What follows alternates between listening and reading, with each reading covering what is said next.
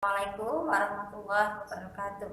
Bertemu kembali dengan Bu Zahri dalam mata pelajaran pendidikan agama Islam kelas 4 semester 1. Pada kesempatan hari ini kita akan belajar pelajaran yang kelima, yaitu Aku Cinta Nabi dan Rasul, dengan subtema Kisah Nabi Musa alaihissalam.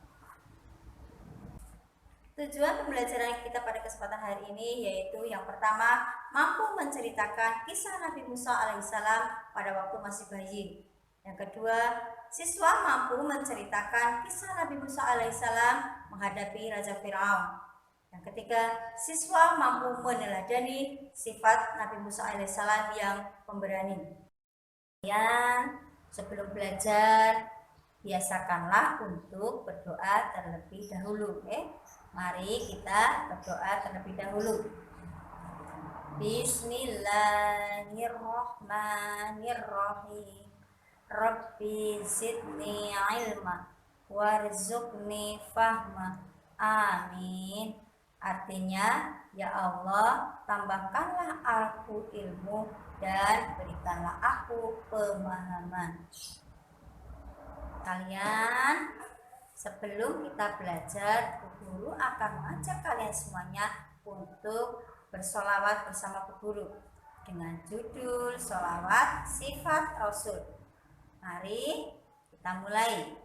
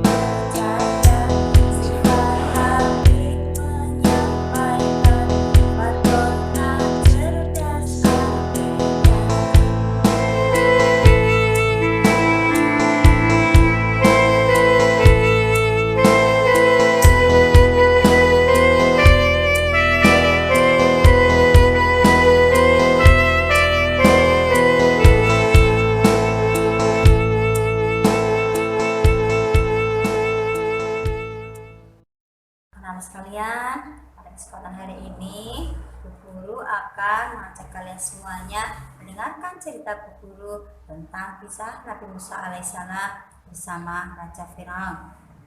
Kalian harus mendengarkan cerita Bu Guru dengan seksama, karena di akhir cerita Bu Guru nanti akan ada pertanyaan untuk kalian semuanya.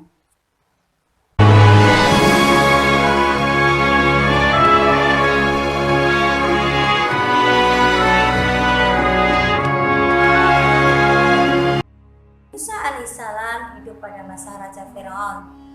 Pada masa itu, Raja Firaun memerintahkan agar supaya setiap bayi laki-laki yang lahir harus dibunuh.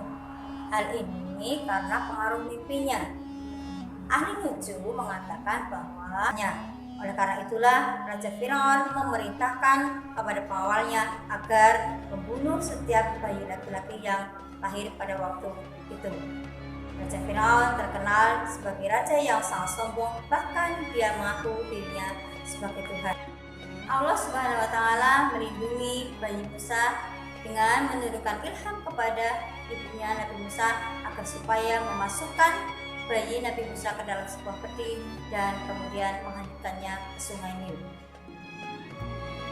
Bayi Musa pun ditemukan oleh seorang wanita yang bernama Asia, di mana Asia ini merupakan istri dari Raja Firaun. Melihat Asia membawa bayi laki-laki, maka Raja Firaun marah kepada istrinya. Namun atas bujuk rayu istrinya, akhirnya Raja Firaun mengizinkan istrinya untuk mengasuh bayi Musa di lingkungan kerajaan. Suatu hari bayi Musa menangis. Asia kebingungan dan ia memerintahkan kepada pengawalnya untuk mencari ibu susu untuk bayi Musa. Banyak wanita-wanita yang datang ke istana untuk menyusui bayi Musa, namun di antara wanita-wanita tersebut hanya satu wanita yang mampu membuat bayi Musa berhenti menangis sampai bayi Musa tertidur lelap. Asia tidak menyadari bahwa perempuan itu merupakan ibu dari Nabi Musa. Oleh karena itulah Asia memerintahkan kepada Yobabat agar supaya menyusui bayi Musa dan mengasuhnya di lingkungan istana. Suatu hari ada seorang laki-laki yang menemui Nabi Musa alaihissalam. Dia mengatakan bahwa Raja Firaun akan membunuhnya. Ini disebabkan karena pertentangan antara Nabi Musa dengan Raja Firaun. Akhirnya Nabi Musa pergi meninggalkan kota Mesir dan tinggal menetap di kota Madian. Di kota Madian atau di Madian, Nabi Musa alaihissalam tinggal di rumah seorang nabi yang bernama Nabi Shu'aib. Karena kebaikannya, karena dosanya, maka akhirnya Nabi Musa alaihissalam dinikahkan dengan putri Nabi Shu'aib. 10 tahun meninggalkan kota Mesir, akhirnya Nabi Musa datang kembali ke kota Mesir menemui Raja Firaun. Nabi Musa alaihissalam mengajak Raja Firaun untuk menyembah kepada Allah Subhanahu wa Ta'ala, Tuhan yang Maha Esa. Namun pertemuannya dengan Raja Firaun tidak disambut dengan baik, melainkan disambut oleh Raja Firaun dengan tantangan Nabi Musa menghadapi tukang sihirnya. Singkat cerita, Nabi Musa akhirnya bertemu dengan tukang sihir dari Raja Firaun. Tukang sihir Raja Firaun mengeluarkan tongkatnya dan tali yang kemudian berubah menjadi ular-ular kecil. Allah Subhanahu wa Ta'ala kemudian memberikan ilham kepada Nabi Musa agar supaya melemparkan tongkatnya. Tongkat Nabi Musa kemudian berubah menjadi ular besar yang kemudian memakan ular-ular kecil dari ahli nujum atau ahli sihir Raja Firaun. Melihat banyak tukang sihirnya yang beriman kepada Allah, bahkan sampai istrinya Asia juga beriman kepada Allah, akhirnya Raja Firaun bertambah marah.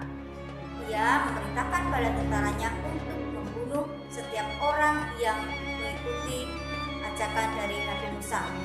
Akhirnya melihat hal demikian, maka Nabi Musa pergi meninggalkan kota Mesir. Firaun dan bala tentaranya mengejar Nabi Musa beserta kaumnya sampai di tepi Laut Merah. Nabi Musa dan kaumnya kebingungan. Di saat kebingungan itulah Allah kemudian menurunkan wahyu kepada Nabi Musa alaihissalam agar mengumpulkan tongkatnya ke tanah. Akhirnya Nabi Musa alaihissalam beserta kaumnya sampai di ujung dengan selamat. Sedangkan Raja Firaun beserta bala tentaranya masih di jalan. Kemudian Allah berfirman kepada Nabi Musa alaihissalam memberikan wahyu kepada Nabi Musa alaihissalam agar mengumpulkan tongkatnya ke tanah, dan kemudian terjadilah peristiwa menyatunya kembali air laut, dan akhirnya bala tentara dari Raja Firaun beserta Raja Firaun tenggelam di Laut Merah. Demikian pembalasan Allah terhadap orang yang durhaka. Teman-teman sekalian, kisah Nabi Musa alaihissalam beserta Raja Firaun ini memerintahkan kepada kita agar supaya kita selalu berbuat baik kita harus berani untuk mengajak seseorang untuk berbuat kebaikan. Berani karena benar, takut karena kita berbuat salah. Nah, anak-anak sekalian, setelah kalian mendengar cerita guru tentang Nabi Musa alaihissalam beserta Raja Firaun, sekarang guru akan memberikan pertanyaan kepada kalian semuanya. Nah, pertanyaannya ada di bawah ini, ya. Lihat di bawah ini. Pertanyaan yang kedua, di sebelah sini. Pertanyaan yang ketiga, ya, di sebelah sini. Nah, anak-anak sekalian, demikian tadi kisah Nabi Musa alaihissalam beserta Raja Firaun. Semoga saja kita bisa mengambil hikmah dari kisah-kisah tersebut. Sampai di sini pertemuan kita. Sampai jumpa lain waktu. Assalamualaikum warahmatullahi wabarakatuh.